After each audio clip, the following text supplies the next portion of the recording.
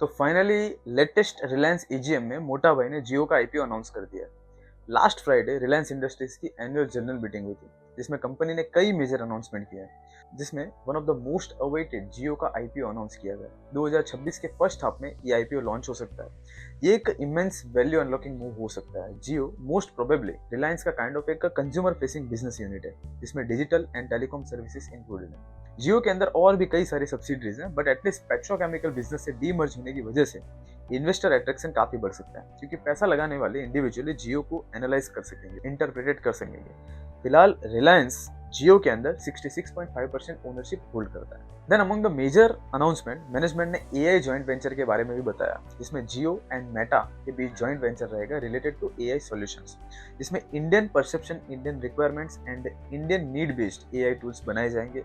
इस joint venture की जो इनिशियल वैल्यू है वो $100 मिलियन है, जिसमें 70% स्टेक जियो का एंड 30% मेटा का रहेगा। इस दुनिया का सबसे बड़ा जो एआई डेटा सेंटर है वो रिलायंस ने बनाया, जामनगर गुजरात में। 3 गीगावाट की इसकी कैपेसिटी, जो कि माइक्रोसॉफ्ट के सबसे बड़े एआई डेटा सेंटर से 5 गुना ज्यादा बड़ा है। इसकी साइज इसलिए इतनी ज्यादा है ताकि ज्यादा से ज्यादा एआई प्रॉम्प्ट्स को प्रोसेसिंग किया जा सके। एंड अगर आपको पता हो तो ऑलरेडी जियो का गूगल के साथ भी cloud technology and AI capabilities पर काम चल रहा है। देन रिलायंस रिटेल को भी मुकेश अंबानी ने हाईलाइट किया। रिलायंस रिटेल ऑलरेडी इंडिया में मार्केट लीडर है। एज पर मैनेजमेंट अगले 3 साल रिलायंस रिटेल मोर देन 20% से ग्रो कर सकेगा। As per management physical store is the backbone of the retail chain, इसीलिए एनुअली कंपनी 2000 से 3000 नए स्टोर्स ओपन करेगी। एंड जो नया चलन है फिलहाल quick commerce like Blinkit and Zepto, Reliance भी अब डार्क स्टोर्स ओपन करने जा रहा है। नेक्स्ट है clean energy business. By the end of 2026 company 10 gigawatt solar module manufacturing capacity develop कर लेगी।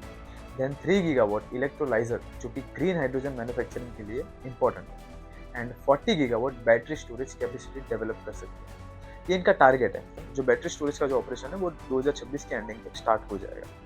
अब बात करते हैं लीगेसी बिजनेस की, पेट्रोकेमिकल्स। ये बिजनेस पूरे रिलायंस के लिए एक सनसेट बिजनेस है।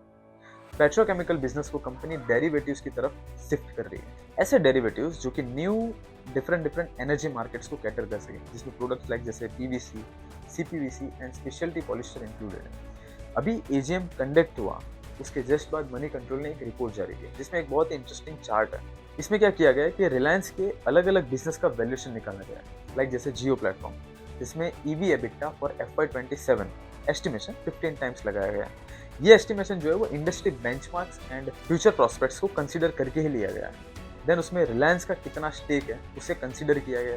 देन इस तरह से फाइनल इक्विटी वैल्यू निकाली गई है उस पर्टिकुलर बिजनेस की। इस तरह से सभी बिजनेस की फाइनल इक्विटी वैल्यू दी गई है, लाइक जैसे retail, OTC, oil and gas, Just Dial and renewable initiatives. इन सब का टोटल करके फाइनल इक्विटी वैल्यू लाई गई है। देन उसके पूरे रिलायंस पर टोटल डेट कितना है, उस डेट को उस इक्विटी वैल्यू से डिडक्ट किया गया।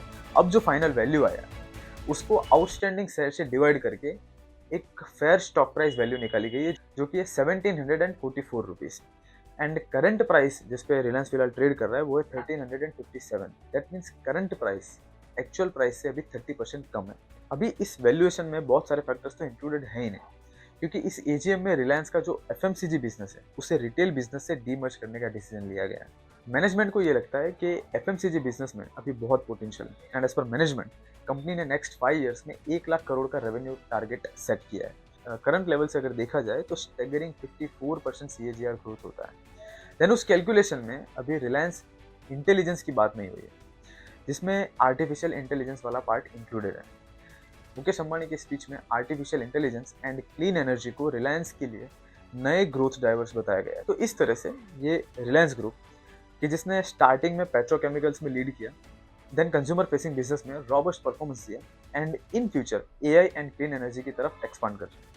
तो ये कुछ क्विक टेक अवेज थे from Reliance latest annual general meeting. तो यहीं पे इस वीडियो को फिलहाल एंड करते हैं। एंड अगर ये वीडियो इन्फॉर्मेटिव लगा हो तो आप इस वीडियो को प्लीज़ लाइक एंड चैनल को सब्सक्राइब जरूर कीजिएगा।